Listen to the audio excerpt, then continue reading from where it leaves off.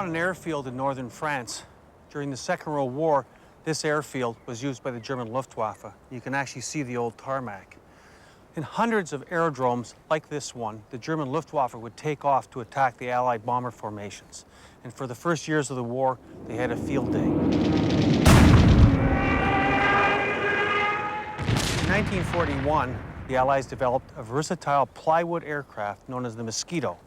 And this Mosquito could fly undetected into German-occupied Europe and attack these fighter bases. From 1941 to 1945, the Mosquito would serve as the Allies' most successful fighter bomber, carrying out some of the riskiest missions of the Second World War. We've come back to tell the story of the Mosquito and the men who flew them. Those men the Germans called the Bandits of the Air.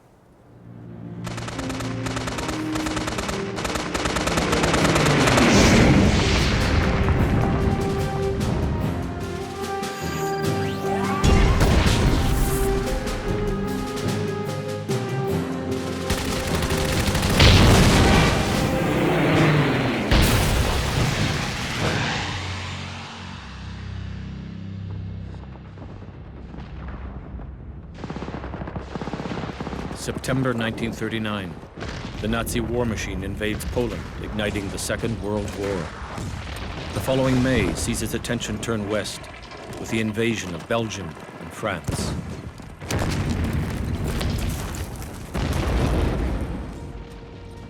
The German blitzkrieg quickly overwhelms the Allied forces, and by the beginning of June, the survivors are forced to retreat to England. Hitler's domination of Europe is complete. For the Allies, the situation is desperate. With no continental foothold for staging a counterattack and no foreseeable hope of invasion, their only means of striking back is from the air.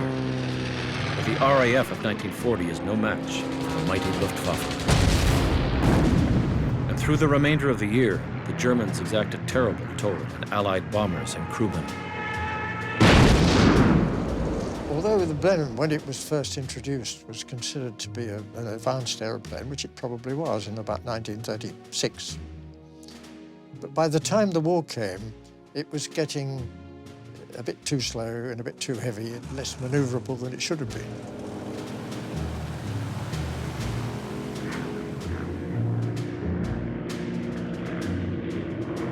They got shot down rather easily.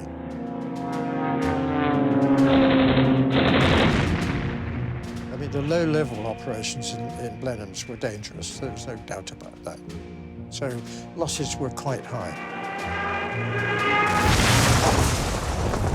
It is clear to the RAF that the Allies need a new kind of aircraft, one capable of penetrating deep into enemy territory, with the speed and maneuverability to avoid German fighters, but with the capacity to deliver the destructive payload of a conventional bomber. And in 1941, they find their savior in the form of an unorthodox wooden aircraft, the de Havilland Mosquito. Based on the design of de Havilland's civilian aircraft, the Mossie, as she becomes known, is a radically stripped-down version of a conventional RAF bomber. Made almost entirely of wood and manned by only 2 crewmen, the Mosquito sacrifices defensive capability in exchange for increased speed and maneuverability. Constructed of a modest 40-foot wooden frame and with a wingspan of only 54 feet, the Mossie is remarkably light at just over 14,000 pounds. Powered by 2 1,400 horsepower Merlin engines, the streamlined aircraft can fly at speeds in excess of 400 miles per hour to a range of 1,700 miles. Armed with 4 303 machine guns and 4 20mm cannons, the Mosquito packs a powerful punch. Add in a potential payload of 4 500-pound bombs, and the aircraft becomes the Allies' ultimate fighter bomber.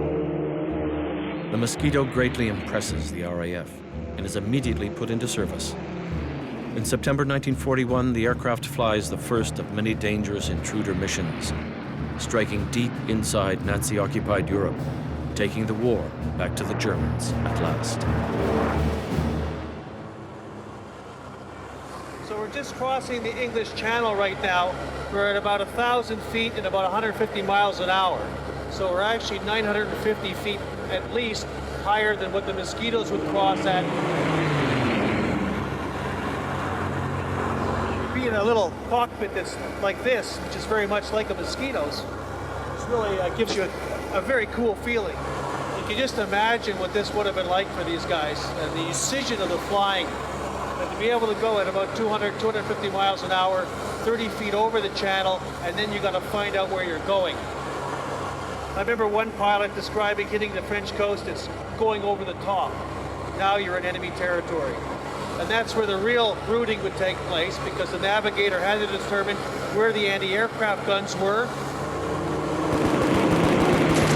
But ultimately, the Germans in '43 weren't ready to deal with low-level intruder operations. We crossed the narrow lake until we hit a railway line. We turned north, and in less than a minute we were at the airfield. The first thing I saw was a church parade. After all, it was Sunday morning. At least 100 guys were drawn up in perfect lines in the middle of the field. The moment they heard our cannon, they broke and ran, stumbling and falling over each other. There were about a dozen ME-109s parked at the far side of the field. We closed to 50 yards with a 2-second burst. One ME-109 exploded immediately. We hit 2 others. I can see the shells hitting home and yellow flames coming out of the wing grooves, followed by a huge puff of black smoke. Although the pilots were obviously very good in the Mosquito, the navigator had to be just as good, and they had to work together as a team.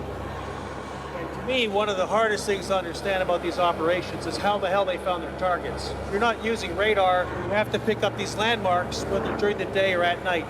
And to be able to follow these canals, look for a hill, look for a tower, I honestly don't know how you could do that, especially when you're going 200 plus miles an hour at 50 feet. But the Mosquitoes used their versatility and their speed to get through the German defenses, which made every pilot love them. It was a different airplane altogether. Although it was made of good Canadian wood, it was a very durable aircraft. There was nothing like it, even at low level. At full power, it could do almost 400 miles an hour, which was faster than anything else. Well, it was very exciting, because here we had this, for those days, very high-speed airplane, very maneuverable.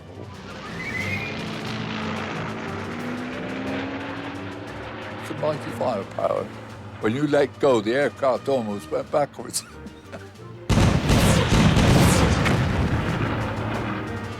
If you hit an aircraft with that kind of firepower, you could literally blow it apart. I loved the airplane. I thought it was a beautiful airplane. I felt very safe in it. And it got us back. One of the beauties of the Mosquito was its versatility. It was used in photo reconnaissance operations, which are terribly important for intelligence. They were used as pathfinders, flare droppers for the heavy bomber missions. They were used as the fighter bombers. And these aircraft took missions deep into Germany, and they were striking at the heart of the Third Reich.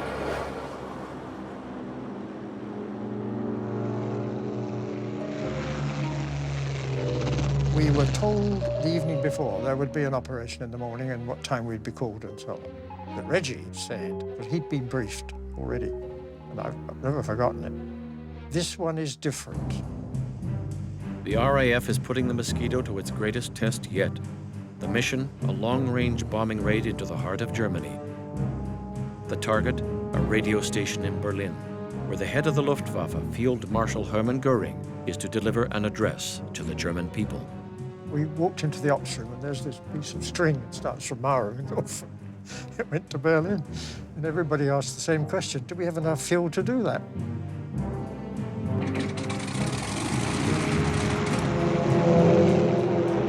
We flew in, got up to 25,000 feet, and we were above solid cloud all the way then.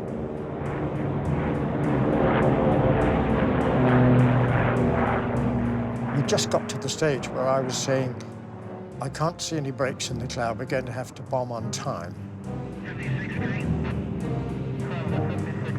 When a very small break in the cloud appeared, and I said, hang on, look, there is a break. And I could see the lakes of Berlin.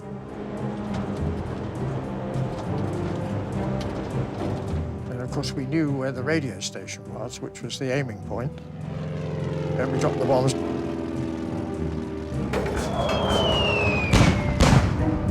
Until the bombs hit the ground, there was no gunfire at all. I don't think they knew we were there.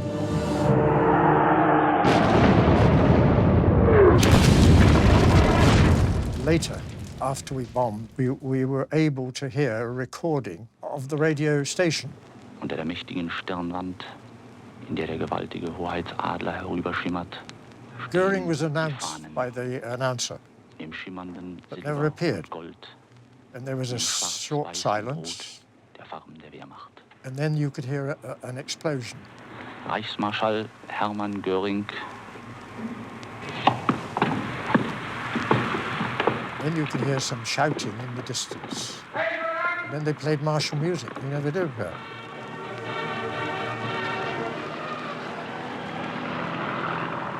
It was an indication of some of the things that were possible. Through 1941 and 42, the speedy Mosquito proves itself an exceptionally effective weapon. In just 18 months, the aircraft flies over 1,000 sorties, with remarkably few losses. In 1943, the RAF confirms its confidence in the Mosquito, ordering thousands of more aircraft, with mass production beginning in the UK, Canada, and Australia. But by mid-1943, the air war over Europe is escalating, and Mosquito crews will find themselves in even greater peril as they are assigned the most dangerous missions of the Second World War. We're on our way to Hunton Airfield, just north of London. It's probably the most famous Mosquito airfield.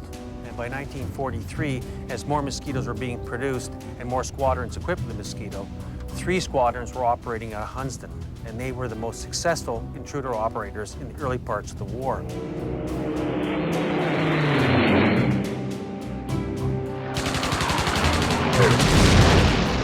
We're going out to Hunton to see what is left of this legendary airfield.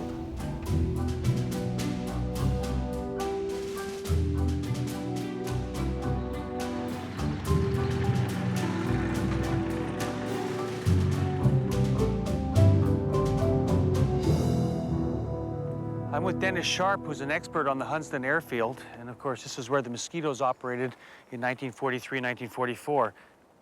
Do people around here know the history of this place? Not a lot of them do. As you see, it doesn't bear any relation today as what it was then.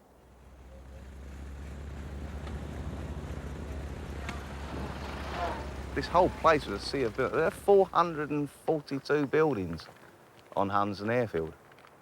Now, today, we're looking at about half a dozen at the most.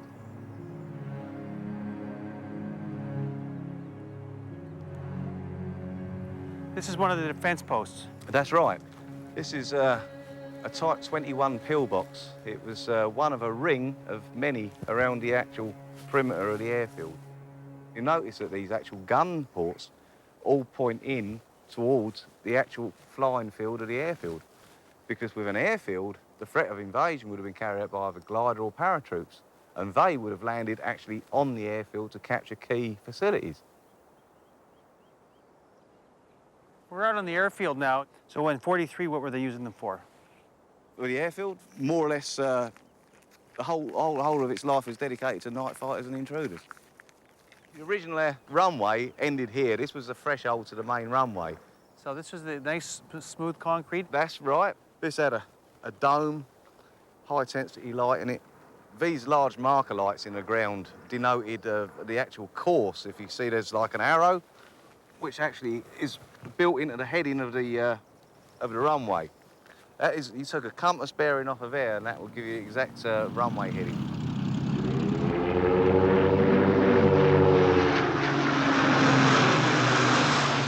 When the airfield was originally built, you see those villas, there's also a pub, the Turkey Cock. But it was right in the line of the runway. And apparently, people used to duck their heads while drinking a pint because the Mosquito was almost hitting the pub on takeoff and landings.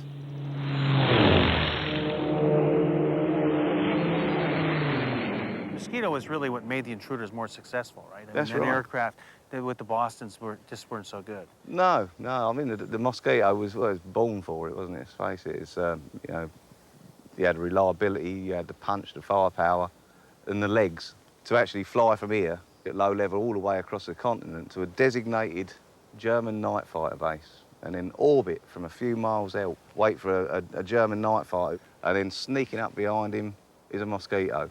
So that's One why of they those call them the Bandits of the Air. That's right, yeah. It's a way of keeping the German night fighter force on the ground. In early 1941, Allied Bomber Command begins a campaign of massive night raids on enemy targets. By 1943, RAF bombers have dropped over 20,000 tons of high explosive on Germany's industrial heartland. Fearing the crippling effect of continued raids on their war industry, the Germans strike back. This time with a secret weapon of their own, the radar-equipped night fighter. The results are devastating.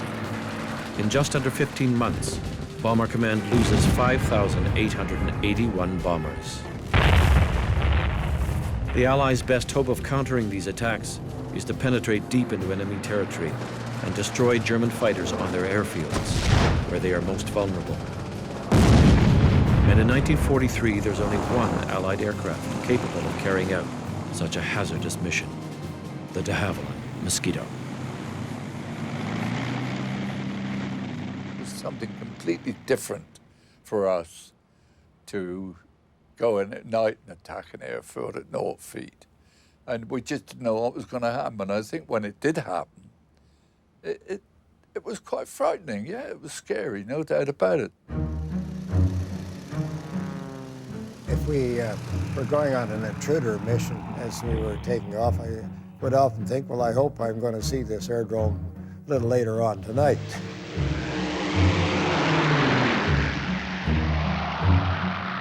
I used to duck right down to a couple of 100 feet across the coast, because then you go across their defended area fast, and they wouldn't get around to their anti-aircraft guns fast enough.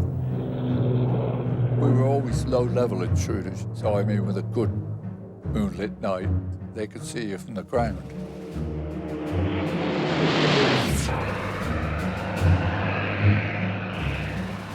And when we got to our target area, the first thing we looked for to see whether the airdrome lights were on.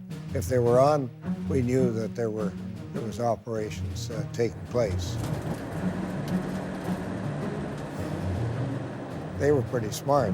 They knew that there were intruders around. They took off and they stayed right down at 50 feet until they were at least 20 miles out. And then they'd start their climb to get up into the bomber stream. So we seldom had any success except when they were coming into land. You'd head for the downwind side of the airdrome in the hope that they'd turn some lights on when they're on their approach. And if they did, you'd try to take a crack at shooting them down. The problem was that they knew we were there, and they'd flash this searchlight on the approach once their aircraft got past it.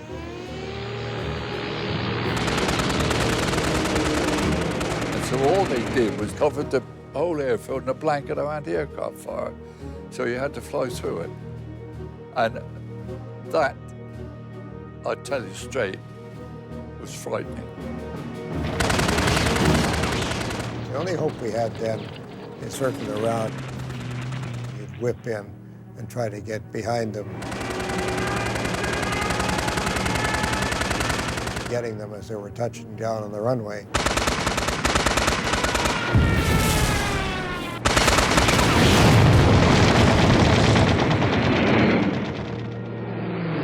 After that, if you had any ammunition left, you were allowed to go anywhere you like and beat up transport on the ground, trains, canals. And then when you, well, more or less looked at the petrol gauge and said, I gotta go home, you turned around and made back.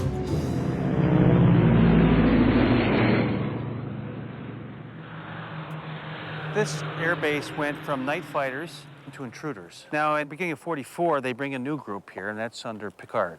That's right, 140 wing.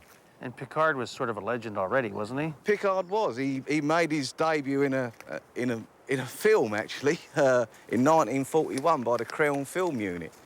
They actually made a film called Target for Tonight, and he portrayed the pilot of F for Freddy. All from F for Freddy here? I'm here anyway. Here, sir.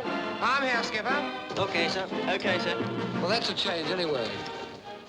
He arrived in January of '44, and of course in February of '44, the raid on Amiens, or Operation Jericho, was actually flown from this airfield. And if anyone could do the job, it was him. In January 1944, Allied intelligence learns that over 100 French resistance members are being held in a jail at Amiens, France, awaiting execution. The French underground requests an urgent airstrike to break open the prison walls and liberate their comrades. The task of planning the mission, codenamed Operation Jericho, is given to the RAF's most experienced Mosquito navigator, Ted Sizemore. Well, we knew we had a problem because we were told that the objective was to break the prison walls to get some of the French prisoners out, who were, I think, key members of the French underground, and they needed them out. The problem was, how do you break down walls, and how do you break down the inner walls without killing everybody inside? Well, first of all, on all targets at low level, you need, if you can find one, a very good lead-in. And of course, that prison, we had a very good lead-in with the road. Perfect. And that meant that we should attack the outside wall parallel to that road. We could then have a choice on how we attack the inside wall, because we knew which parts of the prison were critical. So the outside wall would be attacked with people at low level just dropping bombs straight into it. The inner wall would be attacked by people pulling up and doing shallow dive. The trouble with that sort of operation, you can never do it twice. You get one chance. But it was an urgent operation and it had to go ahead. At 10 a.m. on February 18th, 1944, a day before the executions are scheduled to begin, 19 Mosquito fighter bombers take off from Hunton airfield and set out across the English Channel, headed for Amiens. Operation Jericho was a gamble for the Allies, and the stakes could not be higher. At risk are the lives of 38 elite RAF airmen, along with hundreds of French prisoners. February 18th, 1944. 19 RAF Mosquito bombers crossed the French coast and into the hostile skies over Nazi-occupied France. Their mission, codenamed Operation Jericho, is to free over 100 French resistance fighters scheduled for execution. The target? The heavily guarded prison at Amiens.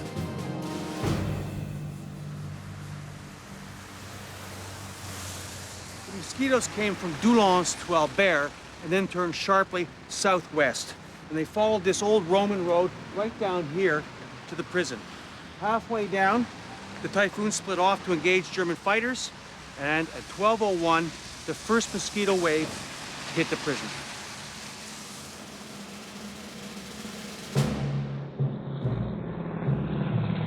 whilst the raid was in operation. We could see the fighter defence beginning to operate, which was rather worrying. The fighter airfield at Amiens was very close to the target, so it was almost inevitable that some fighters would get airborne from there and we would have problems. The first wave were the New Zealanders, and their job was to break the northeastern wall of the prison. And they came in 12:01, 0 feet, dropped their bombs. The bombs skidded on the snow. They had an 11-second fuse for the Mosquitoes to get out of there before the bombs went up. The second wave was so tight on coming in behind them, so the first bombs hadn't exploded yet. So they actually had to divert and go around the prison 360 degrees before they came in. And their objective was to hit the buildings themselves.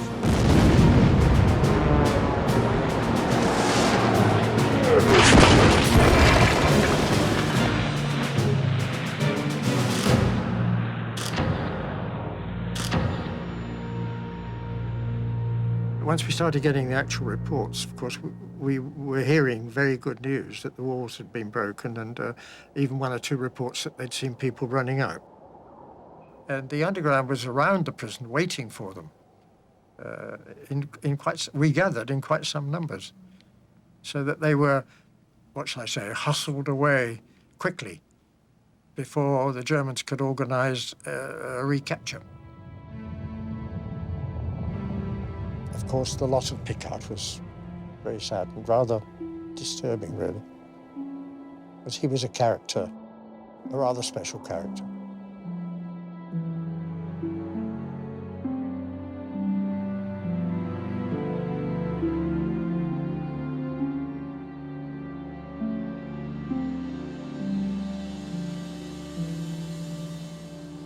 After the raid, Picard waited around for a while, and you could see through the smoke that the prisoners were getting out. In fact, more than 250 of them did escape, and the raid was a great success.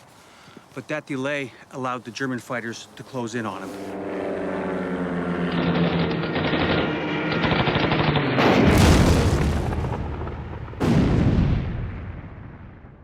And he crashed just northeast of Amiens. The French locals took his body out of the wreckage, but before they could bury them, the Germans took them, and they buried them here in the old World War I cemetery at St. Pierre. Charles Picard, DSO in 2 bars, DFC, pilot, Royal Air Force, 18th February 1944, age 28. At the rising and going down of the sun, we will always remember him. Picard was a legend in the RAF, and his action here at Amiens only added to it. Picard lost his life in the most amazing air raid of the entire Second World War.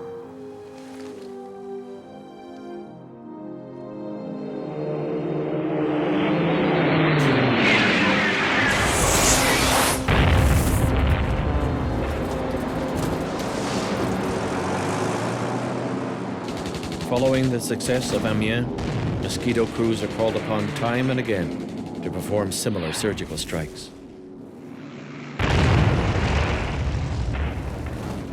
Late in the war, Denmark's resistance movement sends a telegram pleading for an attack on Shell House, a former Shell oil building now occupied by the Gestapo. The target, a collection of damning evidentiary files on resistance activities. But the Gestapo anticipates an attack and places 26 Danish prisoners as a human shield in the upper floors of the building. We were called up again to Baker Street and asked if we could attack this one. Well, of course, the first reaction was, how on earth are we going to find a building in the middle of a city? And if we do this job, we're going to kill all those people. And they said, well, you may have to do that.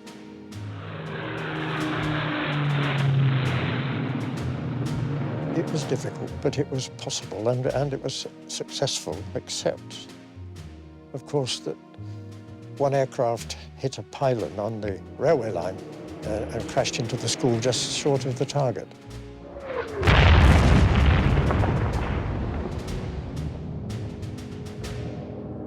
This confused the people behind because of the smoke. And some of the later people dropped bombs onto the school. which was sad. But you have to look on both sides. One or two of the people in the attic were killed. One or two were badly injured because they had to jump from about the 4th floor. But some got out alive. Well, if we hadn't had the accident and the disaster of killing some school children, then they wouldn't have had, those Danes probably would never have got out. So it was a very mixed feeling about the raid, really. But it was successful in the sense that it was the documentation that was wanted, and of course it caught fire and the building burnt.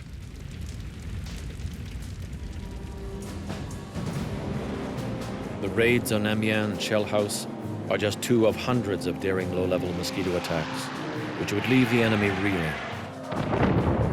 The Luftwaffe is simply unable to counter the range, speed, and firepower of what has become the deadliest weapon in the Allied airborne arsenal. But in June 1944, Germany would unleash its own superweapon, the V1 flying bomb, beginning a new reign of terror over England's civilian population.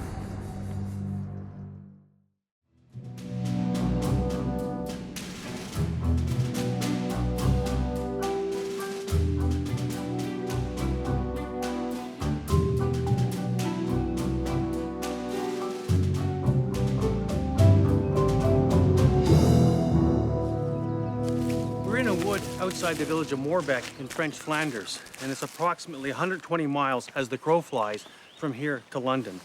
And this is really a great remnant of the Second World War. This is a V1 launching site. But of course in 1943, the Allies didn't know that. They got reports from the French resistance about the Germans building bunkers in these odd positions down the Pas-de-Calais and in the Nord region, and you can actually see one of the smaller bunkers over here. But it wasn't the smaller bunkers that concerned them. It's this one right here, this long, skinny one curved at the end, which they dubbed a ski site. They thought that this would be related to the German rocket program in Peenemünde. Peenemünde, in northeastern Germany, is home to a massive factory complex, where the Nazis are engaged in the development and construction of a new terror weapon, the V1 flying bomb.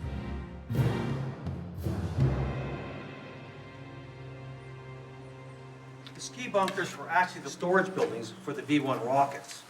And the V1 rockets were a nifty piece of engineering. It was a torpedo about 25 feet long with a stovepipe on top, which was the pulse jet engine. They would store them in here for quick delivery to a launching pad. So you can actually see the trolley marks where they'd carry the V1s in. It was like a cradle. But this was not the final preparation for the launching. The setting of the altimeter or the compass or even the warhead detonators would be done at other bunkers closer to the launching pad, just over here at the far end of the forest.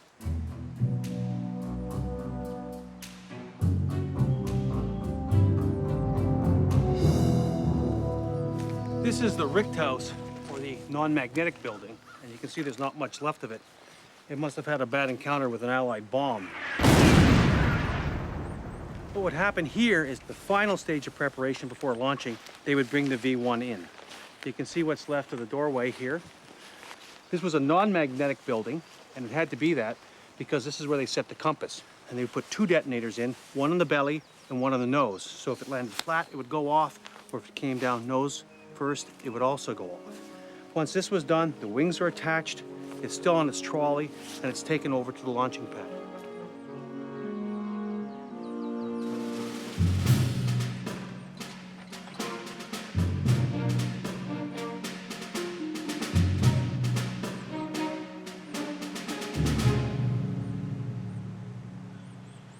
This is the launching ramp, and it's really all that's left of the entire launching facility.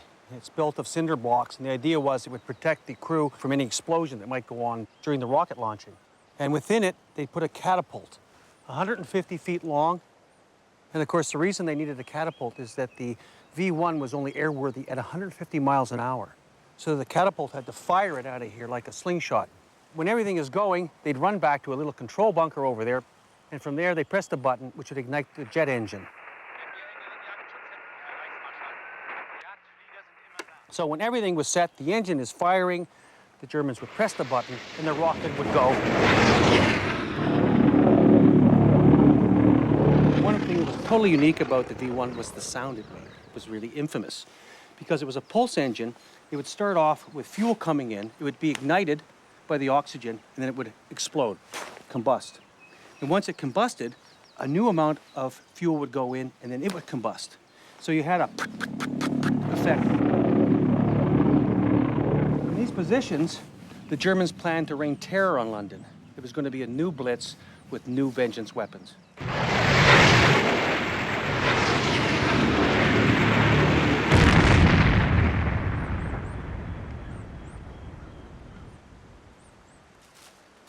The Allied reaction to the German rocket program was swift, and they initiated Operation Crossbow to destroy all German rocket installations.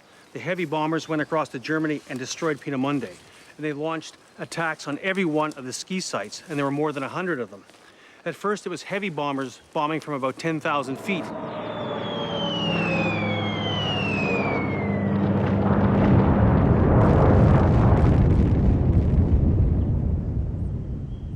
And you can see evidence of their bombing all the way through this park. This is a crater maybe made by a 500-pounder bomb from a Lancaster. Some of the fighter bombers they used here were the Mosquitoes. They also had no-ball raids, or what the pilots started to call no-balls raids, because when they came in low level to attack these sites, they were hit by rifle fire, machine gun fire, and light anti-aircraft fire. V1 sites, you couldn't attack at low level. They were sited in awkward places anyway, and of course the building was just a single story. So the only sensible way of the Mosquito was to do shallow dive bombing. You'd go in low level to avoid interception, and then just before the target, pull up to about 2,500 feet. Come in a shallow dive, bomb in the dive,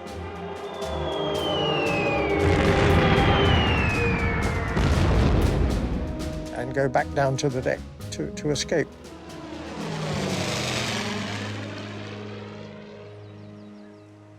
By May 1944, all 100 of the ski sites were destroyed. But the Germans reacted very quickly, and they built modified V1 sites, and they got rid of the ski buildings. And these were very difficult to detect because they were built around farms and in little woodlands. There was no clear bunkers to attack. And on June 13th, 1944, the first V1s fell in London, and a new blitz had begun.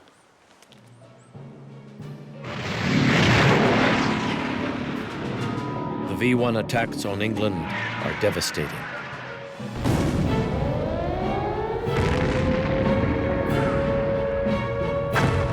The civilian population is thrown into alarm. And with little defense against the high-speed bombs, the Allies look once again to the Mosquito, hoping their tried and tested super weapon can turn back this new threat. June 6th, 1944, the Allied invasion of Normandy. After 5 long years of occupation, the liberation of Western Europe is underway. But the Nazi threat is far from over. In truth, the Germans, with their advanced rocket technology, are about to unleash a wave of terror attacks on England's civilian population with their new secret weapon, the V1 flying bomb. On June 13th, 1944, only 1 week after D-Day, the first V1s rained down on London.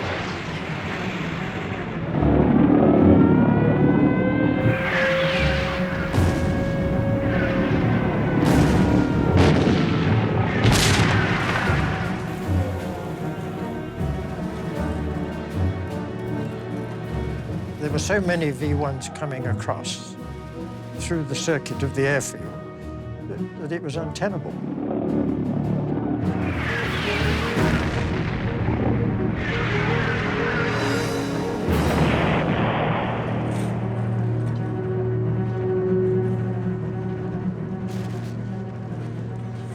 I was underneath a couple when I was near London, and of course when you saw it and that motor cut, everybody hit the ditch, because you know it was going to crash.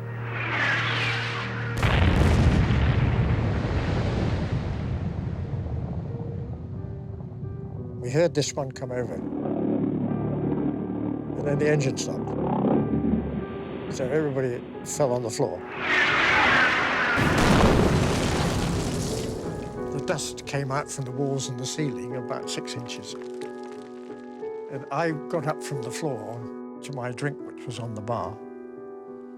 And as soon as I touched the glass, it disintegrated, just fell apart. And I always remember the barman, he also appeared from the other side of the bar. He said, I saw that, so I'd better have one on the house. Ground crews fight desperately to repel the V1 attacks. Anti-aircraft fire and barrage balloons prove marginally effective. Nonetheless, the majority of flying bombs slip through. The Allies quickly realize the most effective way to stop the V1 is to intercept them in the air.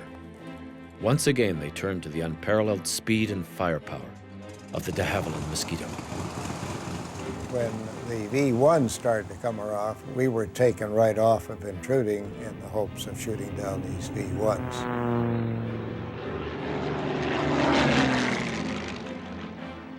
There was a vivid flash on the French coast. All you'd see is a big flame, because it trailed a flame about 20 feet long. We could see it coming out across the channel, so we would do an interception. These things were going pretty close to 400 miles an hour and sometimes a little more. And even diving on them, we had trouble catching them.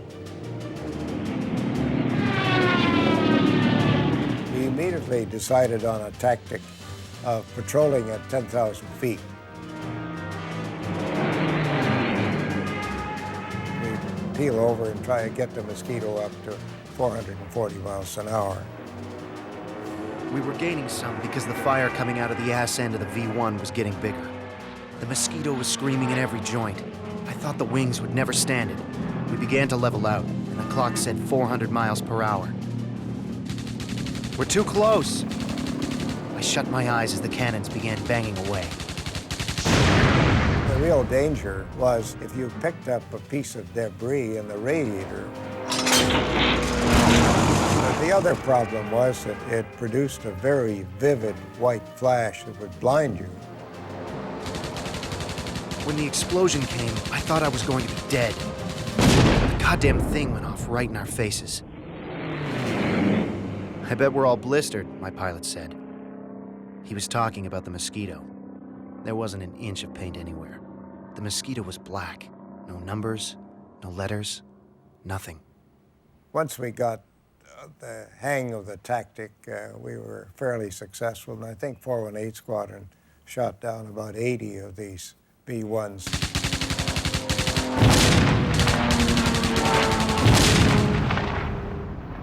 Russ Bannock goes on to destroy a total of 19 V-1 rockets and 11 German night fighters, earning him the distinction as Canada's second highest scoring fighter ace of the Second World War. The Mosquito proves a highly effective weapon against the last of the V-1 attacks, but the war in the air is changing. 1944 also sees the introduction of Germany's powerful V-2 rocket and the Messerschmitt 262 jet fighter, heralding a new era of air warfare. By the time war against Germany ends in May 1945, the Mosquito's reign is all but over.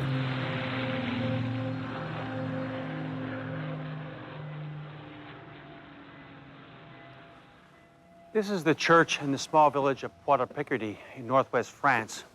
It's about 100 miles from England, and during the Second World War, there are many air bases in this area and many transport centers that were targets of the Allied air attacks.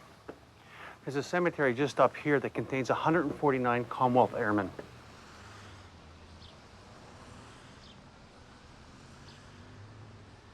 Most of the men buried here were killed on bombing operations. Here's the grave of Flying Officer Harry Jones of Montreal. He was a pilot of a Halifax bomber when he was shot down on June 8, 1944. But there's another crew in here that's quite different. They were the men known as Intruders. This is the grave of R.J. Tomlinson of Sherbrooke, Quebec. He was the pilot of a Mosquito, and here's his navigator, Charles Essam, who was shot down on intruder operations on June 3rd, 1944. The intruders were so effective that the Germans referred to them as the Bandits of the Air.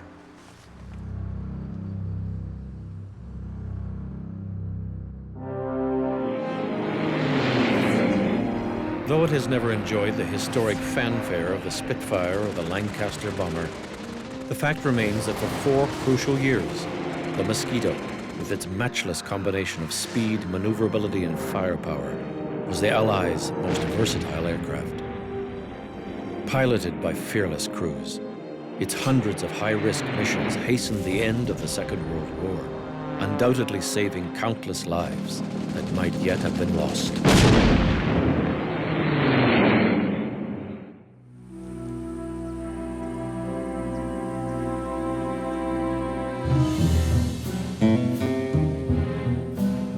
Go, you who see the need to help a people steely strong and brave, who are fighting for their freedom, their homes, their very lives. So that in freedom they shall walk the sunny soil of Spain, in freedom till their vineyards, in freedom with all the strength of bursting energy, build a new and happy Spain. Salute. And honor volley. And honor volley 3 times. In 1936, 19-year-old Canadian Jules Pavio, along with hundreds of other Canadian volunteers, journeyed to Spain to defend the Republic against the rise of fascism. Half of these men would never return home.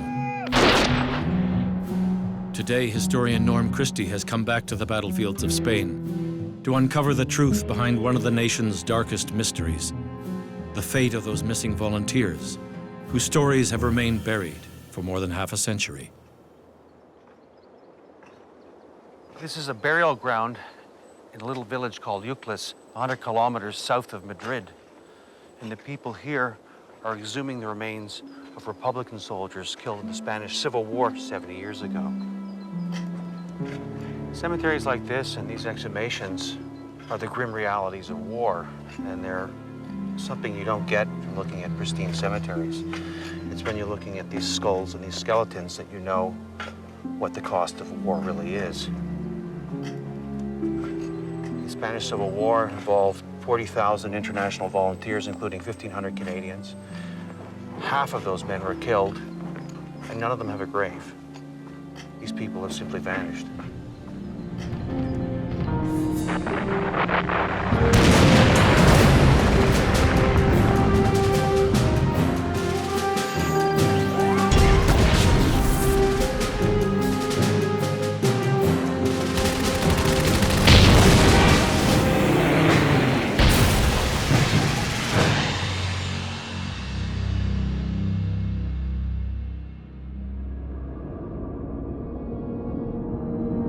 Today, Spain is a progressive democratic nation, open and free. But just below the peaceful surface lie the reminders of a deeply troubled past, a story of terror and oppression that began over 70 years ago. July 17, 1936, fascist nationalists, aided by the military, launch a surprise coup against the Democratic Republic of Spain. Viva España! But the uprising is only partly successful. The fascists claim scattered parts of the country, while the Republicans retain the rest, including the capital, Madrid. The stage is now set for what will become one of the most savage civil wars of the 20th century. In September 1936, General Francisco Franco emerges as the leader of the fascist forces, and by the end of October, he has led his armies to the outskirts of Madrid.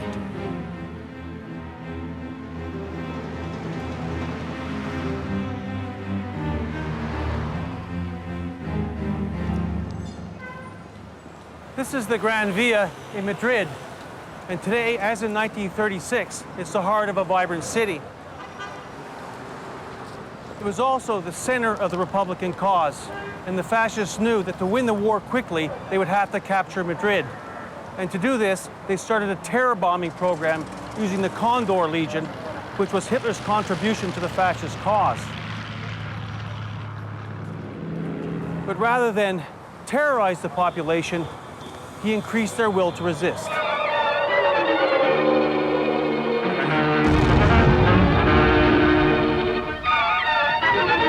For months, Madrid has been a city of terror. Day and night, death, sudden and frightful, stalks the Spanish capital.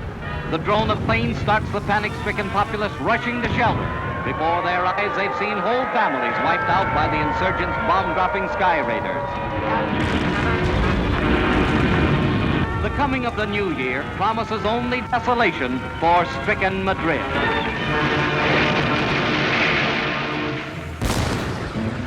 Brutal conflict catches the world's attention. Images of the devastation wrought by the fascists raise a call to arms throughout the West, and soon thousands of idealistic volunteers are signing up and sailing for Spain.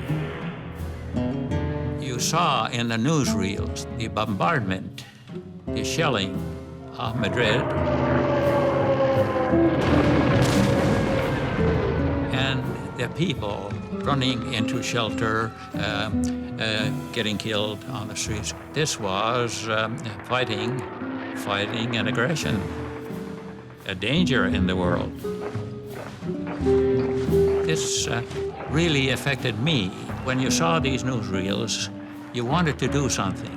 Here is a people that are suffering under an attack. What can you do to help these people? When the opportunity arose, I went. 35,000 of us that went there from different ethnic backgrounds, religious, political, a lot of writers and artists, and so on. But all were anti-fascists. These raw recruits are organized into units known as the International Brigades, ragtag bands of civilian idealists and socialists with one common goal: to fight the rising tide of fascism.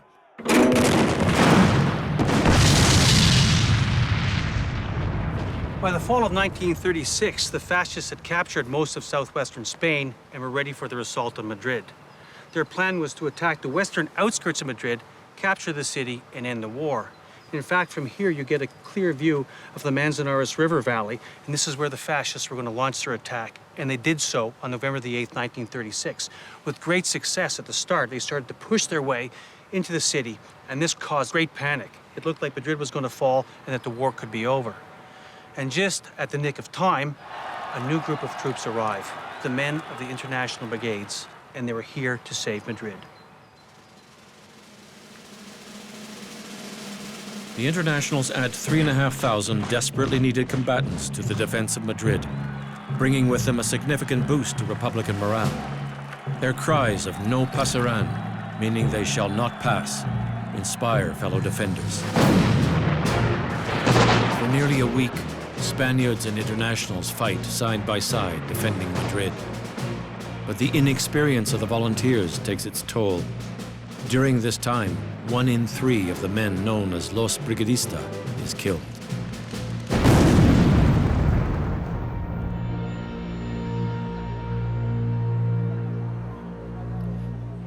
This is the pharmacy building in the University of Madrid.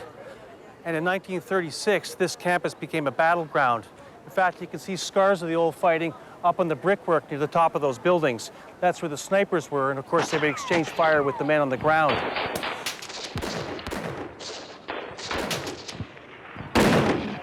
There's more evidence of the battles over here.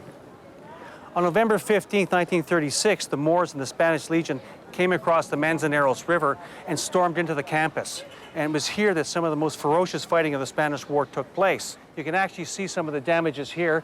This is actually bullet holes in granite, all left over from 1936. You can see bullet holes in the regular brick up here.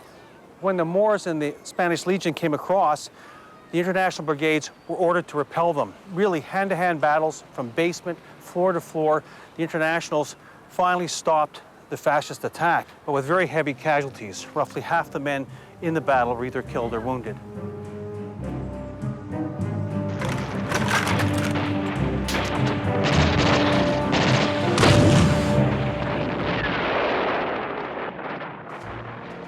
After 14 days of battle, Republican forces succeed in turning back the fascists, but the cost of defending the capital is terrible.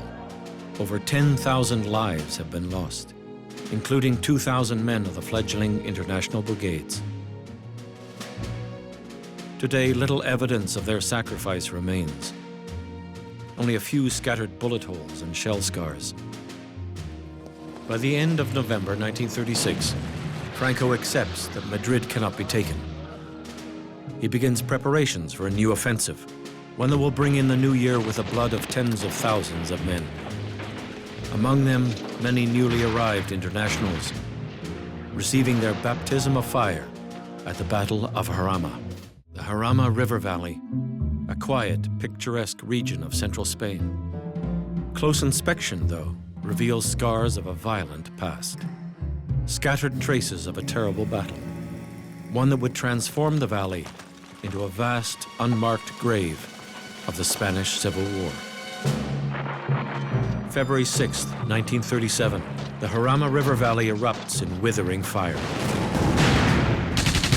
As 40,000 soldiers of the fascist army launch a new offensive. It's here in the killing fields of Jarama where the 450 American, Cuban, Irish, and Canadian volunteers of the Abraham Lincoln Battalion receive their bloody baptism of fire. So, Sevi, what do you think these are? Is that a human bone? It could be. I don't know. A doctor can say that. Well, check them out. We'll take them to the archaeologist. Yeah. I was going to ask you about the Battle of the Lincoln Battalion on February 27th, 1937. Now, they started from these positions? Yes, and they have to attack against the fascist line, who is on the west, the skyline. So basically, they got up. This is their first battle as a unit, and they've got to go up this rise. And yes. They were unsupported in the attack. Yes, the fascist machine gun. Just shoot them down.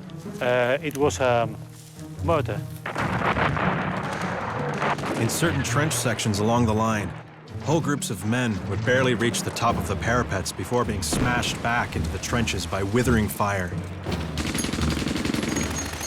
Each time the pitiful line rose to continue the advance, the deadly cross and direct fire of whole batteries of guns cut into them, thinning their ranks, so that entire squads and sections were melting away in death and agony.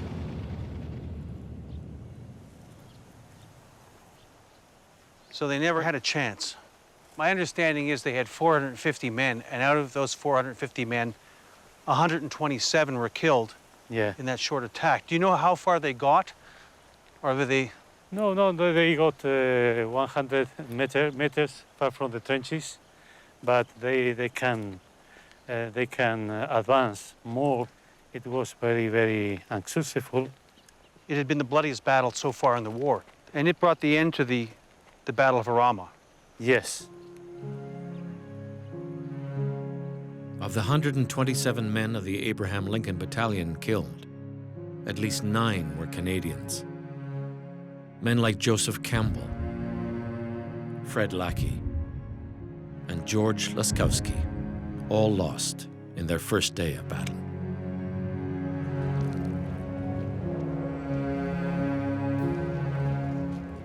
In total, the fighting claims the lives of over 10,000 men from both sides, for little or no gain.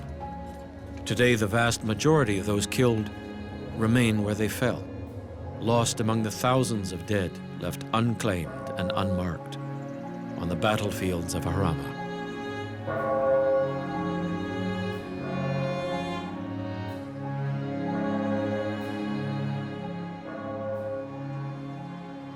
So you said that there were a number of brigadistas buried here who were killed in Jarama.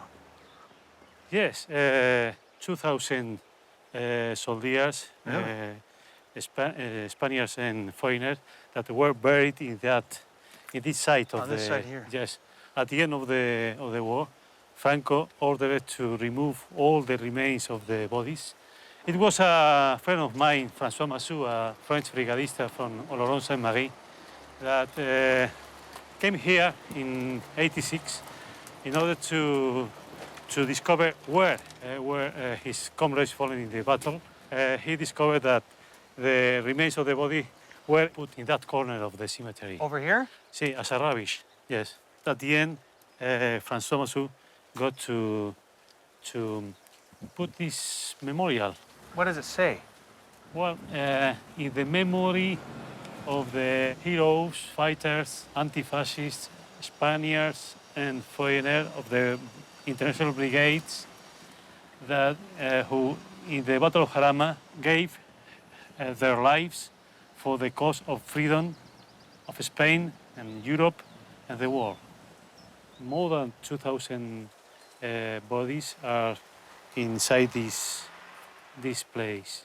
So why did it take so long for them to recognize these people? Well, because under the dictatorship of Franco, it was not possible to remember these guys. How many thousands of other ones are buried in unknown or unmarked graves from the Republican side?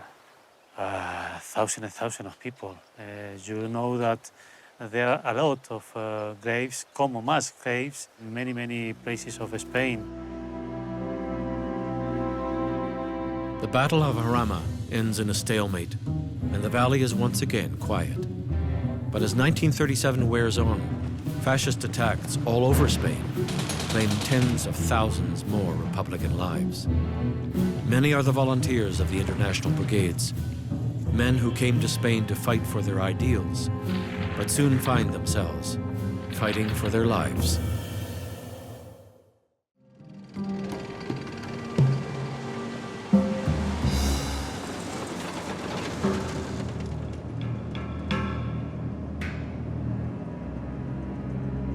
By the spring of 1937, the line had stabilized around Madrid, and the defense of Madrid had bought a lot of time for the Republican Army to form up, to get reinforcements, to get some armaments, and by July 1937, they were ready to launch their first major offensive of the war, and they chose to launch the attack 40 kilometers west of Madrid against the fascist positions near Brunete. Right now, we're trying to find the jump-off position of the Lincoln Battalion for the Battle of Brunete. And the Lincolns and the Washingtons contained a lot of the new arrivals, a lot of the Americans and Canadians. So for most of these guys, this was going to be their first taste of battle. Very few had a military background. These are men who deeply believed in the cause, sincerely believed in the cause, and were willing to give their lives for Spain and for the fight against the fascists. For days, the men of the 15th International Brigade maintain a non-stop assault. They overrun the fascists, defending the small towns and villages of the Guadarrama River Valley, advancing at last to the foot of their final objective, a key nationalist position known as Mosquito Ridge. This is the infamous Mosquito Ridge, and it was a main fascist position during the Battle of Brunete. But you can see around us, you can hear the pile drivers and the earth movers. It's now vanishing into history itself, another lost site of the Spanish Civil War. But in 1937, this was a critical position. Mosquito Ridge gives a commanding view of the entire attacking force. So the advantage from this position was clearly with the fascists. So when the Americans and Canadians came across this valley here, they met heavy, heavy fire and took terrible casualties. One of the men in the attack was Jules Pavio with the Lincoln Battalion.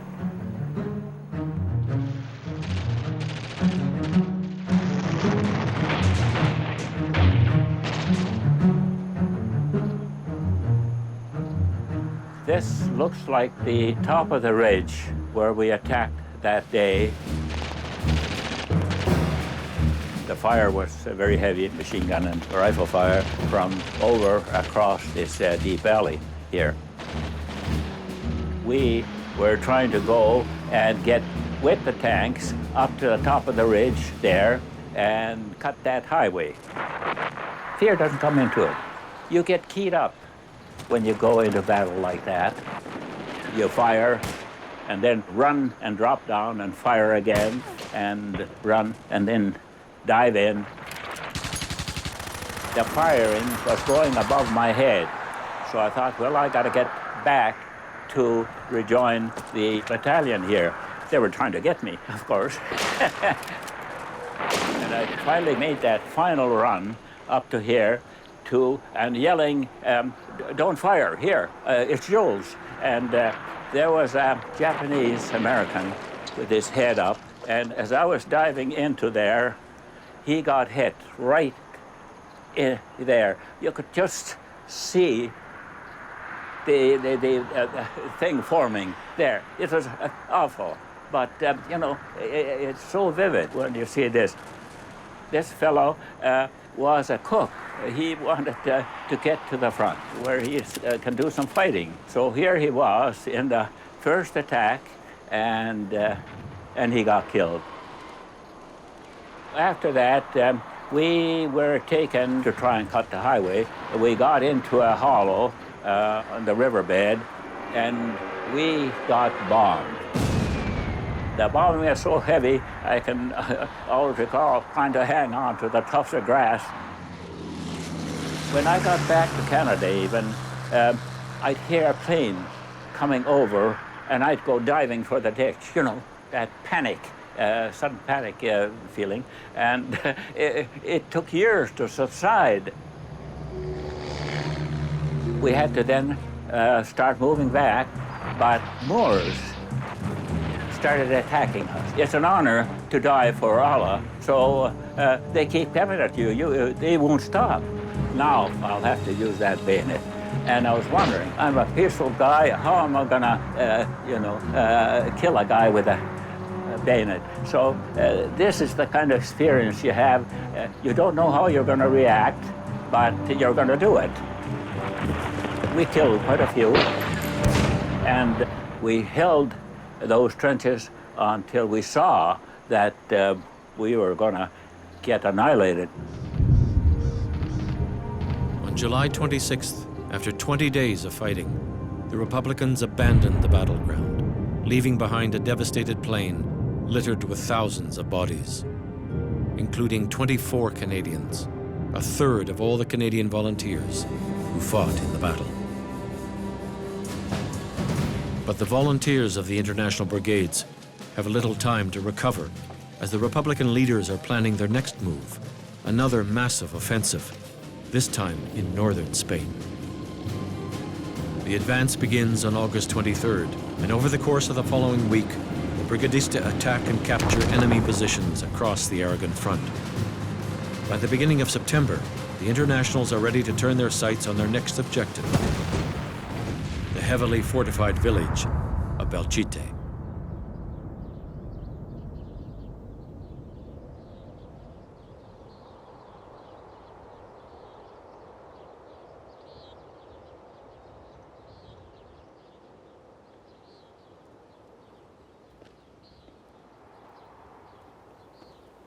This is St. Augustine's Church, or what remains of St. Augustine's Church in Belchite. And it was attacked by the Lincoln Battalion in September 1937. And they managed to break through the back door here of the church and force the fascists out through this area here. And you can see the damage of this place. Like the shell holes, bullet holes. It's been destroyed in the fighting. As the Lincolns moved through the church, they forced the fascists out into the courtyard. And as they broke out, they got more resistance. One of the stories from the period is where Jim Wolfe from Vancouver was coming out through here, and he was hit by a grenade. And it hit him in the face, and as he lay dying, he gave his cigarettes to a friend because he had no more use for them. But as you can see out here, taking the church was just the first phase.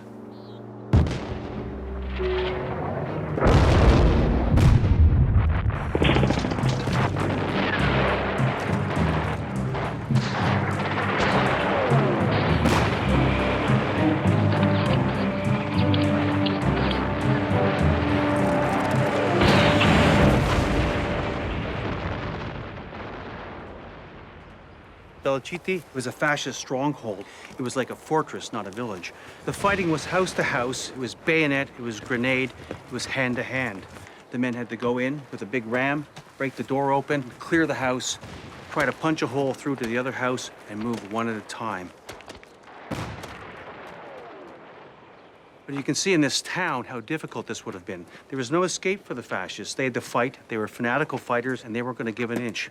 One particular house gave the Lincolns great problems. They took a drum of fuel, rolled it into the house, and ignited it. And as they fought and tried to move down these streets, there were snipers, machine gun fire, constant incoming artillery, and it took them 6 days to take it. My guards were so tired that they only woke when grenades were thrown up the alley in the early hours of the morning. Beautiful music floated over the city, followed by rifle and machine gun fire and grenade explosions. A short silence, and then a terrific bombardment of hand grenades thrown at our barricade.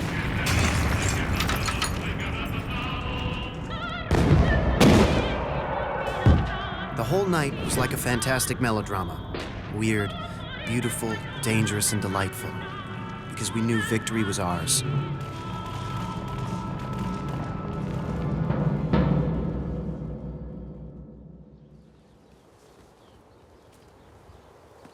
This place is a remarkable memorial to the Spanish Civil War.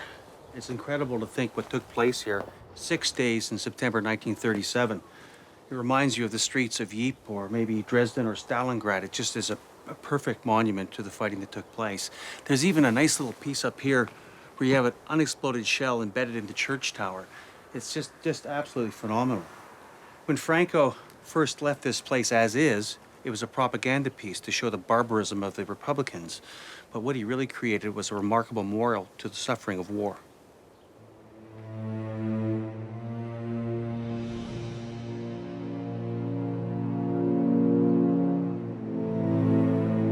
To this day, the casualty figures at Belchite remain unknown. One source claims that after the attack, fewer than 100 men were left standing.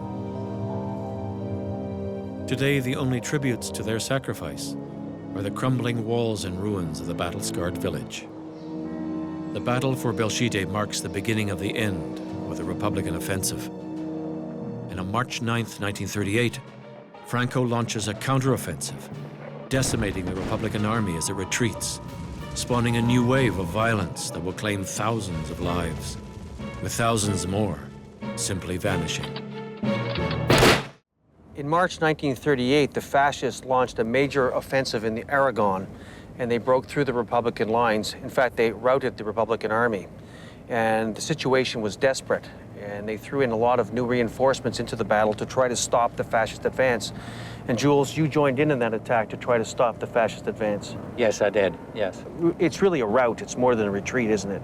They're really driving hard against the Republican forces. It was chaos. And that's the position you were in when you set up your machine guns at the end of March. Yes. What we're going to do is we're going to try to find the position that you went into on that night. Yes. So here's the crossroads that we just went across. Yes. So according to the histories, you guys were pushed out into this area here. That ridge right over there on the left? Could be. Yeah, could that's be. where you were probably in front of that.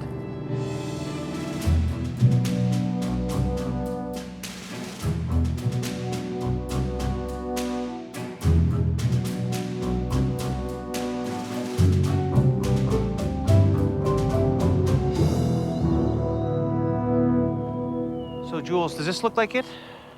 Yes, this looks more like it. Some pine trees here. What happened, as I was getting the machine gun crew into place, they were doing some digging. I saw these two soldiers, and I wanted to find out who they were beside us. Were they the right brigades that we were told? So as I walked over to two soldiers, they put the guns at me. Monosoriego, put your hands up. I yelled to them, fire, these are fascists, tiras, fascistas. They jumped up in behind me and led me back with the rifles through the woods into a little hollow. And there was Carl Geiser and the other 14, 15 guys with him. We were marched down the highway, down that slope, until we reached the farmhouse and brigade or divisional headquarters of the Italians. What we're going to do is we're going to go down the road and try to find where that farmhouse is or where it would have been. Yes, we don't know let's if it's try. still there today. Yeah. So you can tell us the rest of the story, which is was quite an incredible story. Yes, all right.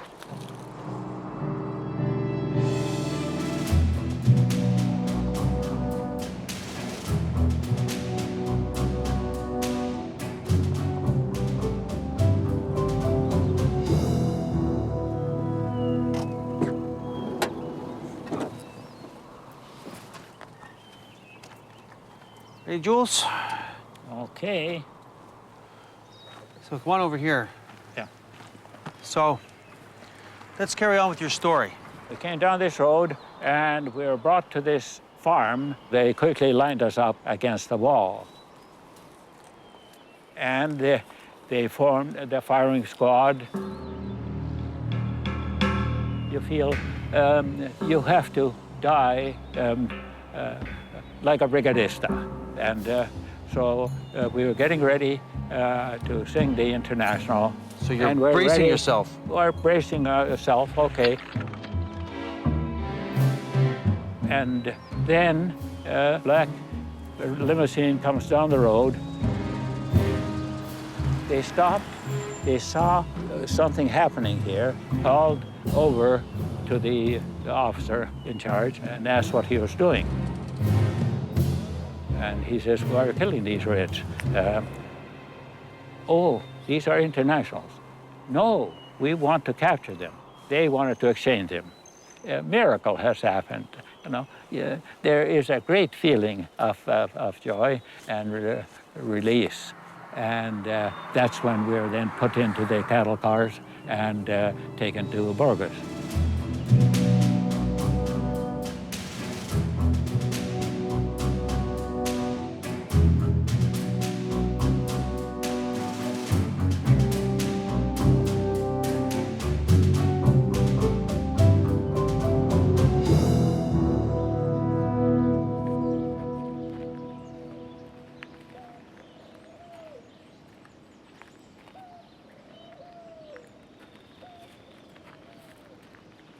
So do you recognize it?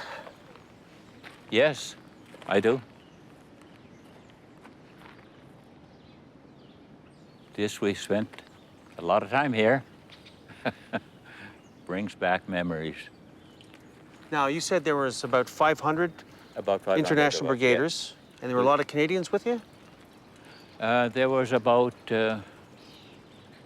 20 of us, yeah, Canadians. Did you fear for your life? Did you think you were okay, or did you still think there was an element of danger in being here? Oh, well, you never know. Yeah, we didn't know if they were, but you don't think of it, you know. You're trying to make life interesting and worthwhile and eat enough so you survive. There was two guards, Sticky and Tanky. Tanky had been wounded by the British, and he really hated them. Sticky just liked to swing his stick and break them on the backs of the prisoners, us coming down, especially to the meals, running through the gauntlet. So he had a whip made out of bull's penis with lead weights on the ends. So that made him happy. It didn't break, and he could swing it, and it lasted a long time. But it wasn't all bad. I recall us preparing for the Christmas concert. We invited the officers and the camp commandant. Just to see those Germans, their German choir, to sing there the bell song and the low sings, the hum, and then into powerful singing. It was so thrilling, tears came into your eyes. Everybody stood up, ole, ole.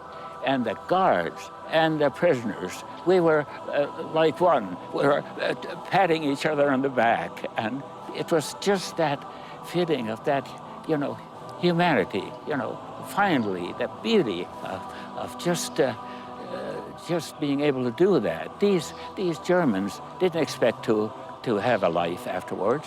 They were going to be sent back into concentration camp, probably executed. So, but they could sing like this.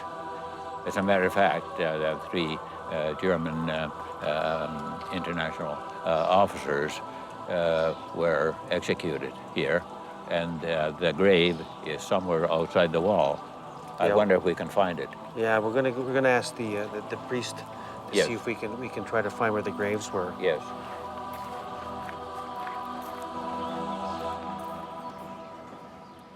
All right. Oh, yes, this is it. That's where you're held? Yes. Yeah, we were on the 2nd and 3rd floors. I know I was on the 3rd floor. 2nd floor is where we had the Christmas concert. Yeah. All right there. Yeah. Can you imagine? This is the graveyard. And is this the graveyard? Yeah. Can we go up here? Yeah.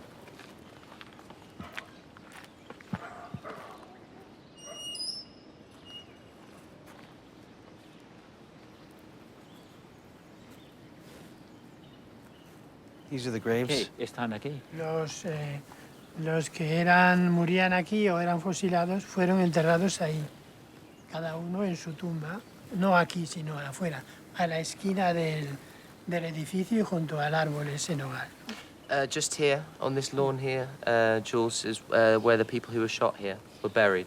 But they moved the graves. They brought the bones out, and they're now buried here, under where we are. I see, yeah. So, the International Brigade and also the Spanish fighters, they're all here. They're all buried here, eh? And how many would there have been? That's 2025, including Spanish and international. I see. Well, that's quite a few that died here anyway, yeah. Grazie. Okay. So this is the graves that they got. This is what's left of them. Yes, imagine, yeah. How do you feel when you think about these people? Well, I feel very sad, that this would have had to happen. They were great fighters and officers, but that's what the fascists did, after all. They, at the front, they executed us as fast as they could. I was one of the lucky ones.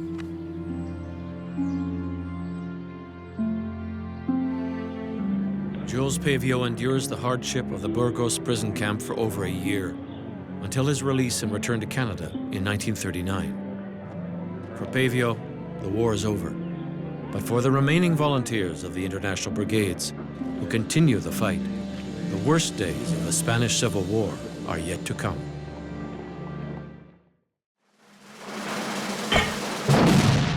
Throughout the spring of 1938, the fascists continue their assault on Republican forces.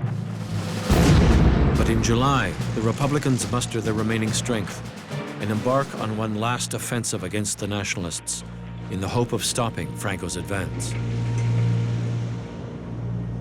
We're driving to the Pandols Mountains in Catalonia, and it was the scene of the great fighting during the Ebro offensive in the summer of 1938. The international brigades were moving forward, advancing towards their old failures at Gandesa. And there, they'd run into big trouble. Over the next few weeks, the brigadists did launch a series of all-out attacks on the superior fascist force. But the offensive quickly withers, and they're forced to withdraw through the mountains west of Gandesa.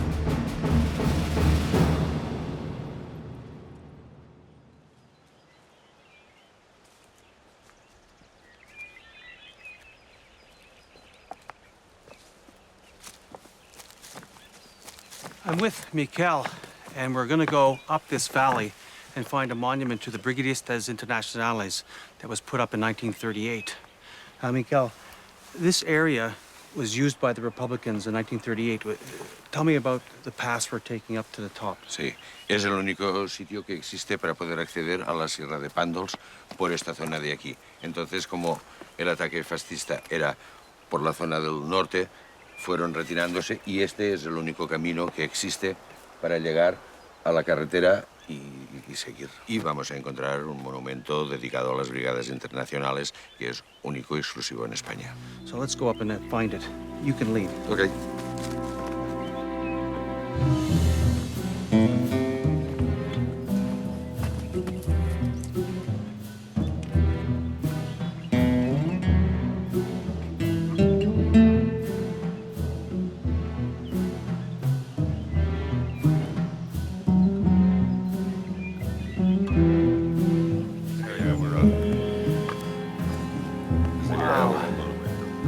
Voilà, aquí está el monumento.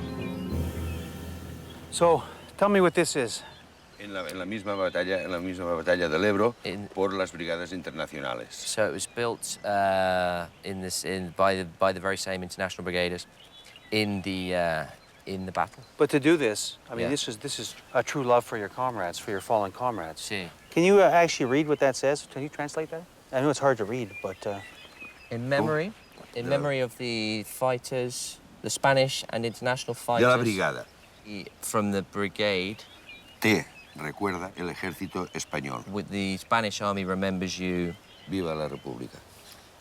Long live the Republic. But this looks like an individual grave. Egan Smith. Schmidt. Smith, de Latvia, caído el 19 de agosto de 1938. Ofensiva Ebro. This is the only individual grave to an international or even a Republican soldier that I've seen the whole time we've been researching this. So these bodies have to be in the valleys or on the ridges somewhere. I mean, there's no graves for this war. It's like it's the only war where no one got killed. You've got the bunkers, you've got the trenches, you've got the tunnels, you've got all sorts of evidence of war, but you don't have any cemetery. Durante 40 años que han estado pegando palo, todo el mundo tiene que olvidar. See, for 40 years after Franco won the war, they were made to forget. There were fascist brigades who were sent out to find bodies and any vestige of the war and hide them, take them away and bury them and forget about them. The monument was kind of hidden. Y el que lo conocía no ha dicho nada. These internationals, they came to Spain to help out. These are very brave men. They gave their lives for the cause of fighting fascism. Don't you think they deserve something a little bit more than this? Cada país tendría que tener su memorial de sus propios hombres. Yeah, every country should have their own monument to their own men who fell here. It's amazing. Fantastic, though.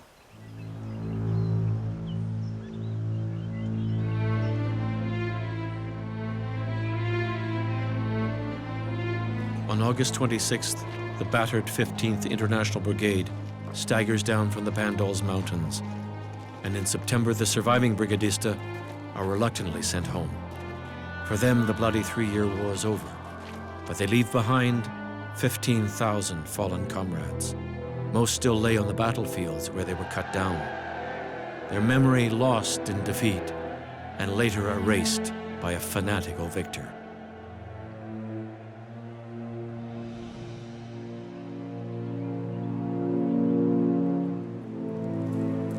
The fascist victory in 1939 brought about 40 years of dictatorship in Spain under Francisco Franco.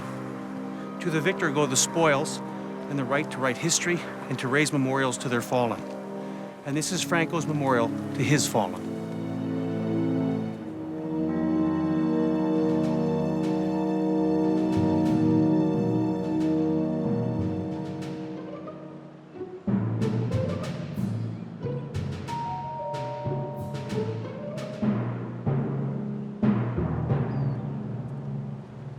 This is the Basilica of the Valley of the Fallen, and it's part of the memorial to the 200,000 fascist dead of the Spanish Civil War. In 1975, General Franco was buried here, and it's a very impressive monument, and the basilica is surmounted by a giant cross that overlooks the Valley of the Fallen, which was a battlefield of the Spanish Civil War. Before the vanquished, there were years of persecution, and their dead lay for decades in unmarked graves.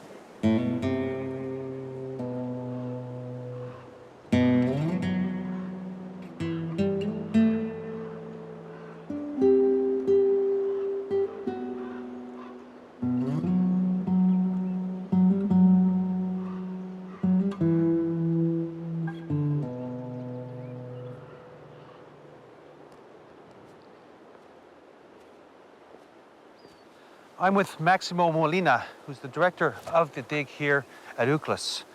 So can you tell me what you've got here? We have the burial place from the people who were killed by Franco's dictatorship. In here, for example, in this grave, there were 5 people who had been shot dead. After being shot, they were shot on the head. That's the way we identify the people who were who were shot Executed. dead, executed, that's right. Were any of these graves marked? There was nothing here to say that this is a cemetery until 1988. On a personal side, your grandfather was shot Yeah, during the that's Civil War. And is that what brought you in? Or was it something else? No, it's that what brought me in directly. He was found and taken out of the place he had hidden in, and he was shot dead the very same morning. It's pretty unfair that all these people, either soldiers or Republicans who were killed, have been forgotten for so long. Explain to me the split in Spain about uncovering the history of the Spanish Civil War. Well, basically, the ones who won the war, obviously, they got their disease back. They were exhumed with public money, and they got many benefits from Franco's government, Franco supporters. On the other hand, the Republicans, the one who lost the war, they got nothing. They got their families badly buried and forgotten, and in places that have no dignity, or even in the middle of the country or the side of the roads. There must be around 200,000 missing. Yeah, that's right. Yeah. Are you going to find them all? Oh, I wish I could. So do you have anything to say to these men? To these men? I don't know. Is that we are trying to get them back the dignity they never lost, is what I would tell them. Bringing a little bit of justice to these people who have been forgotten. And then trying to close, for once and definitely, the wounds from the Civil War that are still opening. This is something we have to face. If we don't face the past, how on earth are we going to look at the future?